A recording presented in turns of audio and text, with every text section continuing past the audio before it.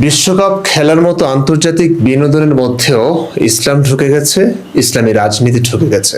আশ্চর্যের কথা, যে খেলা ইসলামে হারাম, খেলার সময় খেলোয়াড়দের ছবি ভিডিও হারাম, খেলোয়াড়দের হাফ প্যান্ট পরে হাঁটু দেখানো যে ইসলামে হারাম, খেলাও হারাম, সেই খেলায় এত বড় বাজি সেটি আরেকটি হারাম, সেটি প্রদর্শনের জন্য ক্যামেরা ভিডিও সবকিছু হারাম, সতর দেখা ও দেখানো দুটোই হারাম। সেই হিসেবে যারা খেলছে তারাও হারাম কাজ করছে, যারা খেলা দেখছে তারাও হারাম কাজ করছে। এত এত হারামের মধ্যেও ইসলাম ঢুকে গেছে। ইসলাম কি, সেটি একটি ধর্ম না রাজনীতি, সেটা বুঝতে এই ভিডিওটি না টেনে পুরোটা দেখুন। বেশি সময় নষ্ট করব না, 10 মিনিটের মধ্যে শেষ করব। প্রথমে আসি আর্জেন্টিনা ভার্সেস মিশরের ম্যাচে।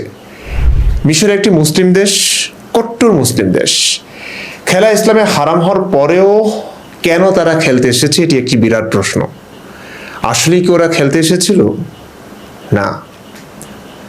মিশরের কোচ ফিলিস্তিনের পতাকা উড়িয়েছিল মাঠে, দাবি করেছিল যারা ফিলিস্তিনিদের ভালোবাসে না তারা মানুষই না। মানুষ হওয়ার শর্ত ফিলিস্তিনকে ভালোবাসা, ফিলিস্তিনবাসীকে ভালোবাসা। এই ফিলিস্তিনবাসীরা বাংলাদেশের মুক্তিযুদ্ধে পাকিস্তানিদের পক্ষে ছিল, আপনি জানেন। যেহেতু মুসলিম দেশ, তাই বাংলাদেশের লক্ষ লক্ষ মা বোনের ইজ্জত আব্রু জীবনের চাইতে পাকিস্তানকে সাপোর্ট করাই ওদের ইমানি দায়িত্ব ছিল। সেই মিশর বিশ্বকাপ মাঠে খেলতে এসে ফিলিস্তিনের পতাকা উড়িয়ে এই দাবি করে। আর্জেন্টিনার সাথে খেলায় হেরে এখন তারা রেফারিকে দুষছে। পুরো মুসলিম বিশ্ব যারা খেলা হারাম হারাম করে মুখে ফেনা তুলে ফেলছিল এতদিন ধরে, হঠাৎ তারা মিশরের পরাজয়ে কান্না শুরু করে দিল। মিশরের ফুটবলাররা এমন কিছু ব্যতিক্রমী কাজ করেছে যেটা দেখে আমার কলিজা ঠান্ডা হয়েছে। একজন খেলোয়াড় সে বলেছে হাসবুনাল্লাহ, তারা আমাদের সাথে যতটাই ষড়যন্ত্র করেছে, হাসবুনাল্লাহ, আল্লাহ আমার সাথে আছে। আমি দেখলাম যে এই মানুষটা চোখ বেয়ে বেয়ে পানি পড়তেছে। আপনি বুঝেন, একজন অ্যাথলেট কথা বলতে পারে না, কান্না করে দিচ্ছে আর বলছে হাসবুনাল্লাহ, আল্লাহ সাথে আছেন। ইভেন মিশরকে আরো ধন্যবাদ জানাচ্ছি, তারা গোল দেওয়ার পরে দেখলাম মাঠের মধ্যে তার সেজদা দিয়ে পড়ে আছে। মুসলিমদের ওপর ইহুদিদের ষড়যন্ত্র বলে প্রচার শুরু করে দিল। আপনি একটা জিনিস চিন্তা করেন, যে ফিফা কন্ট্রোল করে পুরোটা ইহুদি নাস্তিকেরা, যে বিশ্বকাপটা সাজানো হয়েছে ইহুদি নাস্তিকদের মাধ্যমে, সেই জায়গায় বিশ্বকাপ কিভাবে নেবে মুসলমান একটা দেশ? আপনি একটু জাস্ট চিন্তা করেন। মিশর ও মুসলিম বিশ্বকে উস্কে দিয়েছে কোরআনকে ব্যবহার করে। মিশরের খেলোয়াড়রা ড্রেসিং রুমে কোরআন পাঠ করে খেলায় নেমেছে, এই সংবাদ প্রকাশিত হলো। ইভেন দেখা গেছে মিশরের ফুটবলাররা খেলার আগে কোরআন তেলাওয়াত করতেছে। অথচ ড্রেসিং রুমের সংবাদ প্রকাশ হওয়ার কথা না, এটা ব্যক্তিগত, আইন পরিপন্থী। তারপরেও কেন এটা প্রকাশ করা হলো, সাংবাদিকরা কিভাবে এটি জানলো, সেটি একটি বিরাট প্রশ্ন। মানে যোগ্যতা না থাকলে মানুষ ধর্মের ব্যবহার করে জানি, তাই বলে এমন করে ধর্ম ব্যবসা, মানে এমন করে ধর্ম ব্যবসা, যে ধর্মে এই খেলা নিষেধ, হারাম, পাপ, সেই ধর্মই ব্যবহার করতে হলো এই খেলায়। আসলে মিশর বিশ্বকাপ খেলতে আসেনি, তারা এসেছিল একটা বিশেষ রাজনীতি নিয়ে। ব্রাদারহুড রাজনীতিটাই প্রচার করতে এসেছে তারা। এ নিয়ে অনেক পোস্ট আপনারা দেখে থাকবেন, আমি বিস্তারিত কিছু বলবো না, তবে গুরুত্বপূর্ণ কিছু বলতে যাচ্ছি, একটু মনোযোগ দিয়ে শুনুন।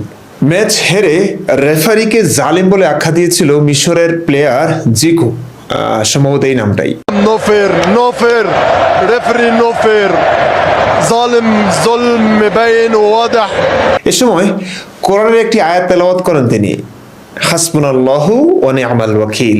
হাসবুনাল্লাহ ওয়া নি'মাল ওয়াকিল। এর অর্থ হলো আল্লাহই আমাদের জন্য যথেষ্ট, তিনি কত উত্তম অভিভাবক। আরে ভাই, আল্লাহ তোমাদের জন্য যথেষ্ট হলে তোমরা আল্লাহর বিধান লঙ্ঘন করে কেন হারাম খেলায় মুক্ত হয়েছে ভাই? শুধু তাই নয়, আমাদের বাঙ্গু মুমিন ভাই বোনরা এতকাল খেলা হারাম, মেসি নেইমারকে এআই দিয়ে লাথি মেরে ছবি ভিডিও প্রকাশ করে কি যুদ্ধটা না করলো, অথচ মুসলিম দেশ মিশর হেরে যাওয়ায় তারা এমন পোস্ট করতে লাগলো। দেখুন, মুসলিম ভাইরা কেঁদো না, ফিফা বিশ্বকাপ মুসলমানদের জন্য না। আরেকজন লিখেছে, ওরা চাই না মুসলিম রাষ্ট্র এগিয়ে যাক। ইরানের সাথেও প্রতারণা করেছে, আজ মিশর এদের সাথেও প্রতারণা করেছে। ওরা মুসলিমদের ভালো চাই না মুসলিম রাষ্ট্র এগিয়ে যাক। শুভকামনা রইল, আগামী 30 সালে দ্বিগুণ হয়ে আবারও ফিরে আসবে ইনশাল্লাহ। চায়না মানে চায়না। কিছু বাংলা ইসলাম করতে করতে বাংলা ভাষাটাকে ওইভাবে বলাৎকার করে দিয়েছে। যা হোক, কথা হলো খেলা না হারাম, আগামী 30 সালে দ্বিগুণ হয়ে ফিরে আসবে, মানে আবার শেষে ইনশাল্লাহ বললো, ইনশাল্লাহ মানে যদি আল্লাহ চান। এখন কি ওদের আল্লাহ মিয়া খেলা টেলা হালাল করে সেই খেলায় মুসলিমরা বিশ্বকাপ নিক এই কামনা শুরু করেছেন নাকি? বুঝলাম না কিছু। আরেক মুমিন ভাই কি বলছে একটু শুনুন। একজন ফুটবল ফ্যান হিসেবে আজকে সাপোর্ট করছিলাম আর্জেন্টিনাকে, বাট এটা আপনাকে মানতেই হবে যে মিশরের সাথে এখানে একটু হলেও দুর্নীতি হয়েছে। মিশরের সাথে নাকি বেইমানি হয়েছে। ইমান কি জিনিস আর বেইমান যে কি জিনিস সেটাই জাতি ভুলে যাবে এদের কথাবার্তা শুনে।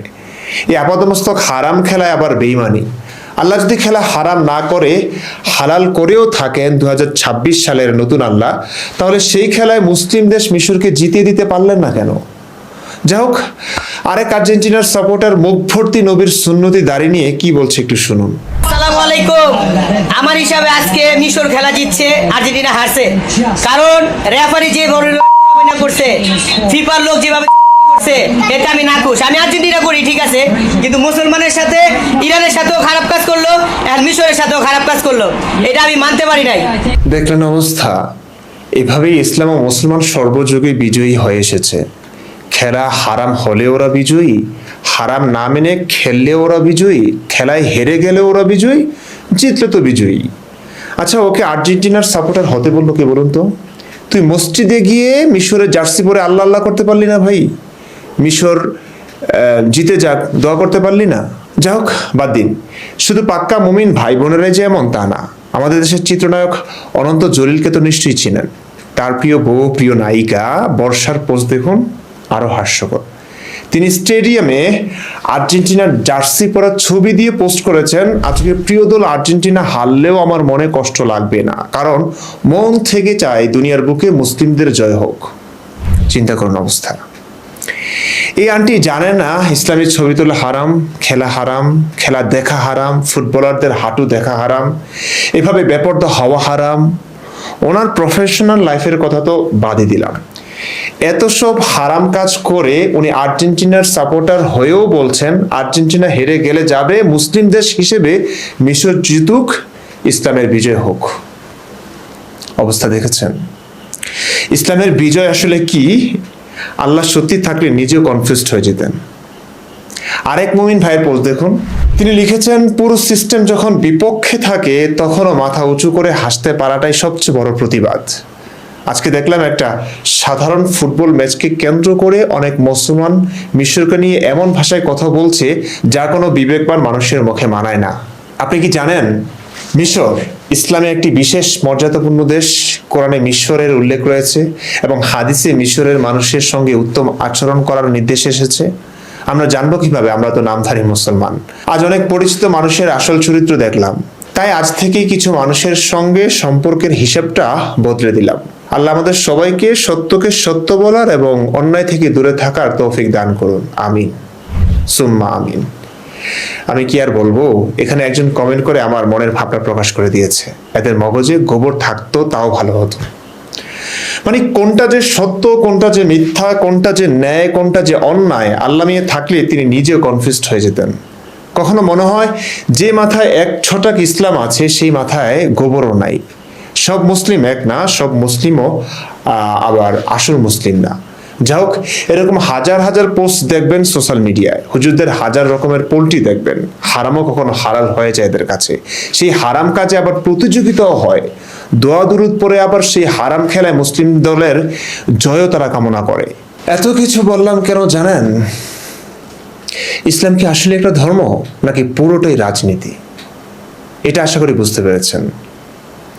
শুধু আল্লাহ নামক একটা অদৃশ্য ক্যারেক্টারকে ব্যবহার করে 1450 বছর আগে এক মোহাম্মদ তার স্বার্থ হাসিল করেছে, আর আজকের বিশ্ব সেই ইসলামকে ব্যবহার করে নিজেদের স্বার্থ হাসিল করছে। সামনে কোনো মুসলিম দেশকে খেলায় না নিলেই ভালো।